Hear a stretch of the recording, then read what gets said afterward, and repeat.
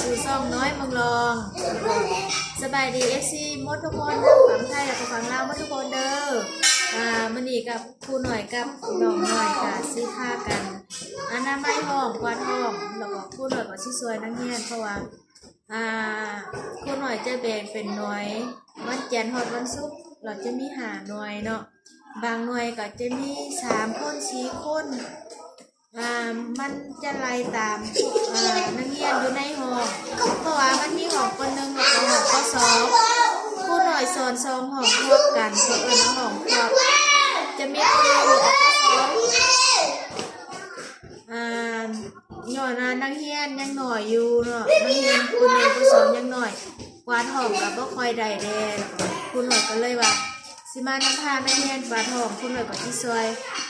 อื่นๆมาก่อนที่เอาตังค์ขึ้นก่อนนะสะแพงเอานี่ขึ้นแม่ตัง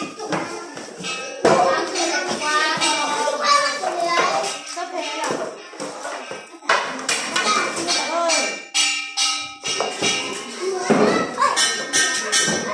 สุดแล้วค่ะประตูแม่ไปได้เร็วนี่ไปเล่นกันแล้วเนี่ยada siapa duka beji ada dulu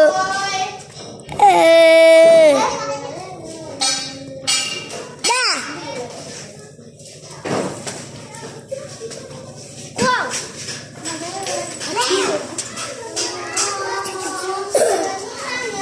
sudah bangun tuh ni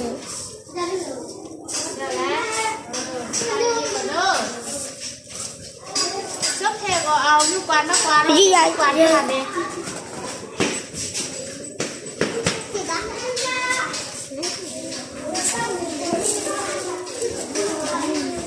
ของเปื้อนก็ไม่ยังเนาะพี่น้อง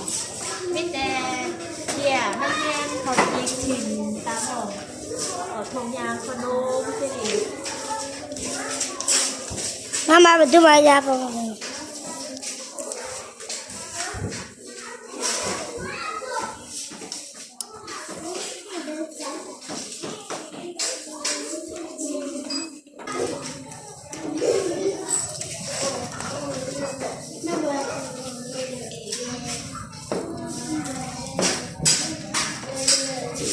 cái đâu thú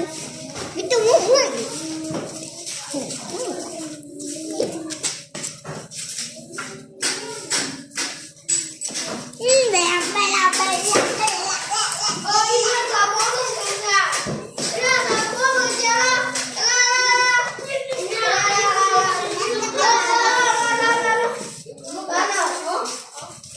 đi tua nữa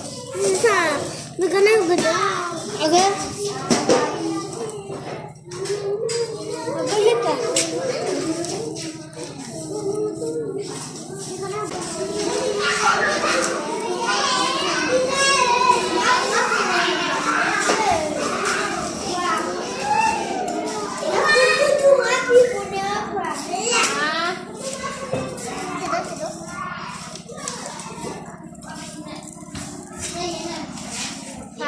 เรียนกวาดเองมุ่งใจก็ได้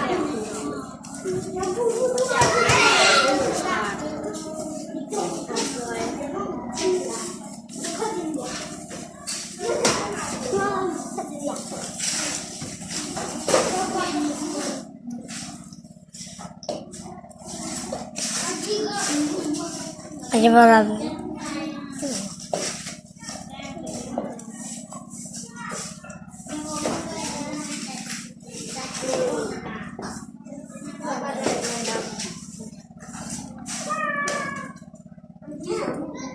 Mandi.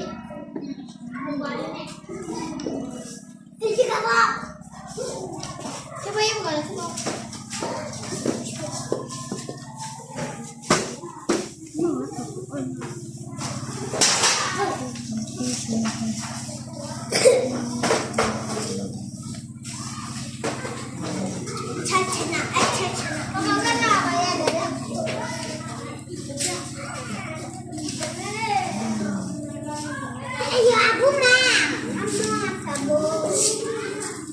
Happy birthday, you say.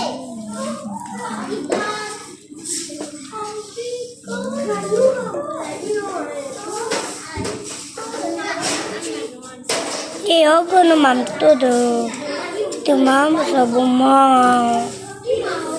Nga mo na. Ito masama mo. Tapos pa dyan. Go. Dogo dyan. Tapos pa dyan.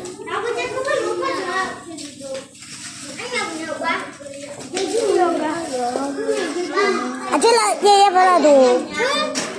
Iwan ako yung. Sina? Aja sina. Yung no.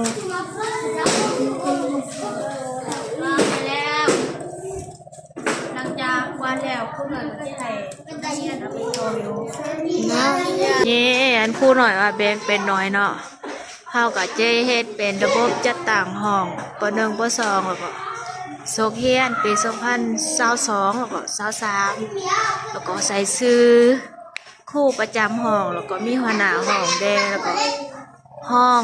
ผู้ที่1ผู้ที่2นี่อันแบ่งเป็นหน่วยก็จะแม่นตัวนี้เนาะจะมี1 2 3 4 5ก็จะให้เขาเจ้าอนามัยตามนี้เลยจากนั้นก็จะให้นักเรียนไปทอขี้เหงื่ออยู่บนทีมขี้เหงื่อเก็บขี้เหงื่อนี่ใส่แด้มีขี้เหงื่อทางนอกตัวหน้าห้องเรียนก็ให้เขาเจ้าเก็บใส่แล้วไปทิ่ม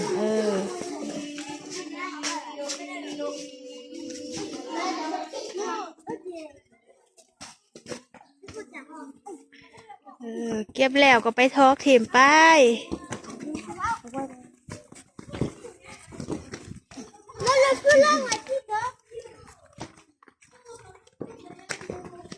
ไปไป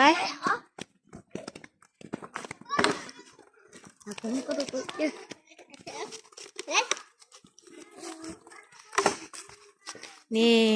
บอลทีมขี้เหนียวของเฮาอันก็จะอยู่นอกอันหัวห้องเรียนเฮาก็จะได้ข้ามหัวห้องเรียนนี่ไปนักเรียนอยู่นี่เขาเจ้าบ่ฮู้ความลาวปานใดแต่ว่า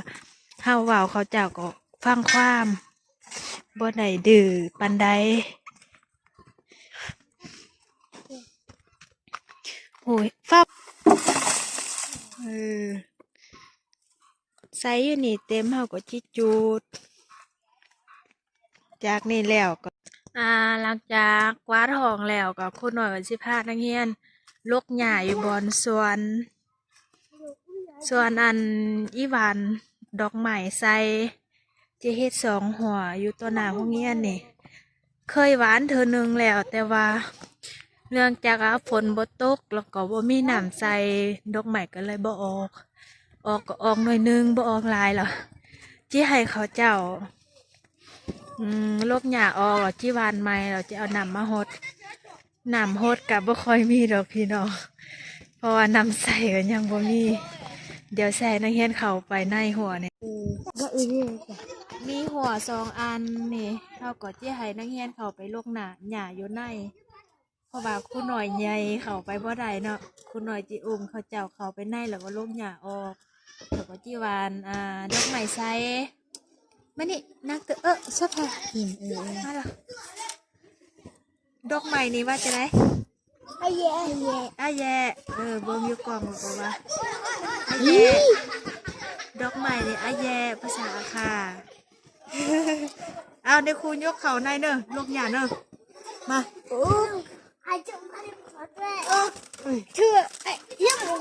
มาซบแผ่มาโอ้แม่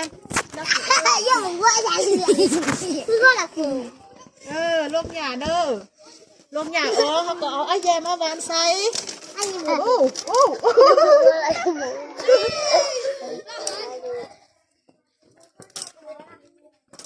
นักจะโตะ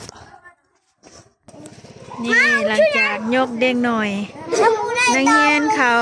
ขาในแล้วให้เขาลกหญ้า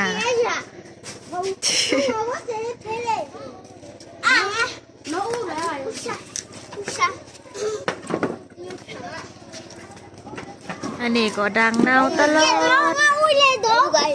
เขาล่ะนี่เฮารวมหัวเอาไม้ฮกมาตัดแล้วก็ตัดไม้เป็นน้อยๆก็ให้ หล่อมหัวเพื่อบ่ให้ไก่เป็ดเข้าใด อยู่ด้านในแบบ นกเข้าใดอ่ะเข้าอยู่หันเหรอ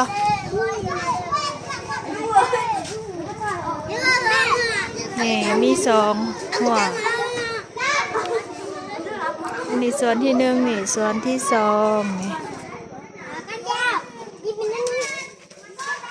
อันนี้หวานเธอแล้วมันก็ออกหน่อยนึงนี่จะเป็นดอกไม้อันพักอันนี้เอิญว่าดอกไม้อย่างกับผู้หูคือกันคุณหน่อยกับผู้หูเอิญ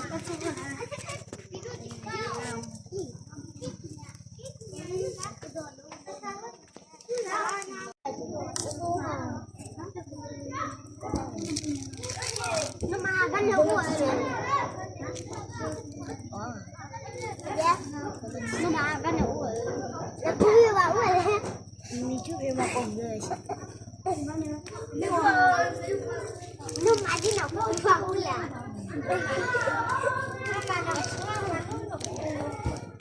เอ๊ะเดี๋ยวใส่เงี้ยตอนนี้เราเดี๋ยว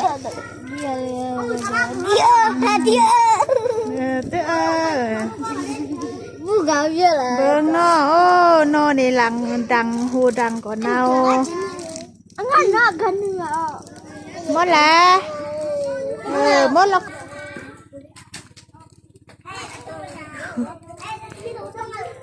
เพิ่นอายเพิ่นอายบ่เบิ่งกล่องวันนี้หลังจากที่อันน้องหน่อยนักเรียนเขาอนามัยฟ้าทองแล้วเขาจะมาลกใหญ่แล้วยกเขาแจวออกแล้วเนาะ 那个多了可能。 ก็คลิปนี้ก็เป็นคลิปสั้นๆเนาะเดี๋ยวครู่หน่อยที่ให้เบิ่งเด้อครู่หน่อยตัดผมนี่ตัดผมเป็นผมสั้นทรงไว้จักเป็นเท่าใดกับผู้ให้พี่น้องหมดทุกคนคอมเมนต์บอกครู่หน่อยเด้อว่าผมสั้นงามหรือว่าผมยาวงามเนาะเพราะว่าผมยาวมันนักหัวครู่หน่อยแล้วครู่หน่อยก็เลยตัดสั้นลองเขียนทรงไหมทรงผมไหมเบิ่งว่าสิเป็นแนวใด แต่ตัวเองตัดตัวเองก็ยังรู้สึกว่าบ่งามแล้วแต่ว่ายืนในกล่องก็บ่ฮู้คือกันเนาะตัดสั้นเลยเพียงคอสั้นๆสำหรับคลิปนี้พี่หน่อยก็คลิปแล้วก็ขอให้พี่น้องให้กำลังใจผู้น้อยแล้วก็ขอบใจหมดทุกคนที่เข้ามาติดตามแล้วก็มาชมผู้หน่อยเด้อใ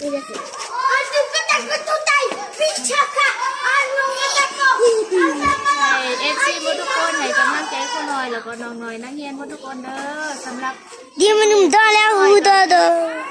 สิคลิปแล้วสิกล่าวคำมาสบายดีบ๊ายบาย